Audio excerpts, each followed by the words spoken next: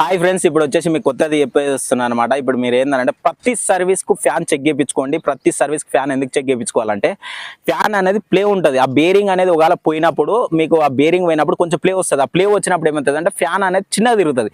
తిరగడం వల్ల ఏమవుతుంది, ఆటోమేటిక్గా ఇంజన్ మీద లోడ్ పడి మీకు బండి హీట్ కావడంతో హెడ్ గ్యాస్ కిట్ కొట్టే అవకాశం ఉంటుంది. హెడ్ గ్యాస్ కిట్ కొట్టేయగానే ఇమ్మీడియట్లల్లా పెట్రోల్ బండికి ఎట్లా అయిపోతుంది అంటే ఇంజన్లో ఈ వాటర్ కలుస్తాయి. వాటర్ కలిసినమ్మంటే ఇమ్మీడియట్గా ఈ వాటర్ ఇప్పుడు ఎట్లా అయింది ఈ కింద ఫోటో చూపిస్తుంది చూడండి.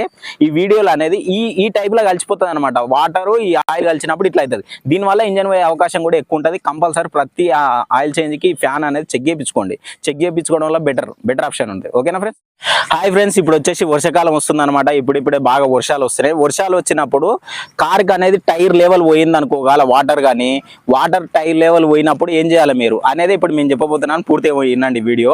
మీరు ఏం చేయాలంటే ఫస్ట్ ఆఫ్ ఆల్ ఎంతవరకు వస్తున్నాయి నీళ్ళు అనేది చెక్ చేసుకోండి. టైర్ లెవెల్ వచ్చినాయి అనుకో ఇమ్మీడియట్గా మీరు చేయాల్సిన విషయం ఏంటంటే బండి అనేది ఎక్సలేటర్ ఎక్కువ ఇస్తుండండి. ఫస్ట్ ఆఫ్ ఆల్ ఏసీ బంద్ చేయండి. ఏసీ బంద్ చేసినట్టయితే మీకు ఇంజన్ మీద లోడ్ అనేది ఎక్కువ పడదు.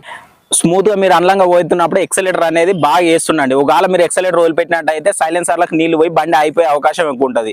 ఒకవేళ కింద ఏమన్నా నీళ్ళలో పోయేటప్పుడు రాళ్ళు ఉన్నాయా లేవా, ఒక్కోసారి పుట్టుకున్న ఆ రాయి కూడా తాకినప్పుడు ఆయిల్ ఫిల్టర్ బొక్క పడ్డది అనుకో ఆయిల్ అంతా పోతుంది అనమాట. ఇమ్మీడియట్గా లోపల ఇంజన్ చెక్ లైట్ చూపిస్తుంది ఈ ఆయిల్ లీకేజ్ అయ్యేది. ఒకవేళ అట్లే మీరు వెళ్ళిపోయారు అనుకో ఇంజన్ సీల్ అయిపోతుంది, బండి మాత్రం దొబ్బుకుంటా పోవాల్సి వస్తుంది.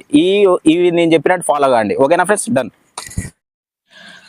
హాయ్ ఫ్రెండ్స్, ఇప్పుడు వచ్చేసి డీజిల్ ఫిల్టర్ల గురించి మాట్లాడడానికి వచ్చిన అనమాట. టైం టు టైం స్విఫ్ట్ డీజర్ కానీ ఎట్టిగా కానీ ఏ బండి అయినా సరే time to time diesel filter అనేది చేంజ్ చేయాలన్నమాట. ఒక సర్వీస్ కాకపోయినా ఒక సర్వీస్కి 100%, 20,000కి ఒకసారి 100% చేంజ్ చేయాలి. చేంజ్ చేయకపోతే ఏమవుతుంది, హెవీగా అనేది ఆ డీజిల్ ఫిల్టర్ ఖరాబ్ అయినప్పుడు మీకు ఎక్కువ అనేది ఇంజెక్టర్ల మీద ఎఫెక్ట్ పడుతుంది. అది మొత్తం జామ్ అయ్యి ఫ్లోయింగ్ అనేది జరిగేటప్పుడు ఏమవుతుంది అంటే ఇంజెక్టర్ ఖరాబ్ కావడానికి అవకాశం ఎక్కువగా ఉంటుంది.